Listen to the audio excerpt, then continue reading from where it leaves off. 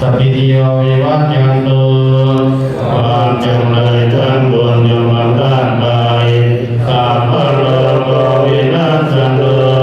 โลกทั้งปวงของท่านจงหายมานิภวะวันตรายโยอันตรายอย่ามีแก่ท่านสุขีติกายุโกภวะท่านจงเป็นผู้มีความสุขมีอายุยืน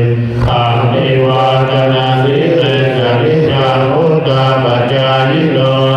ยัตตาโลธัมมาวะกันติอายุวันโนสุขังพลังอ่อนที่ประการมีอายุวันนาสุขาภละย่อมเจริญแก่บุคคลผู้มีปกติไหวกราบมีปกติอ่อนน้อมต่อผู้ใหญ่เป็นนิจภวะสัพพังฆลังขอสัพพะมงคลจงมีแก่ท่านลาทันตุสัพพะเทวตาขอเหล่าเทวดาทั้งปวงจงรักษาท่านสัพพะพุทธานุภาเวนะด้วยอานุภาพแห่งพระพุทธเจ้าสัพพะธัมมานุภาเวนะ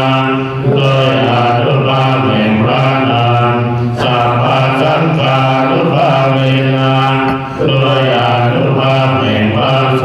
งฆ์สัทธาโสติภวันตุเตขอความสวัสดีทั้งหลาย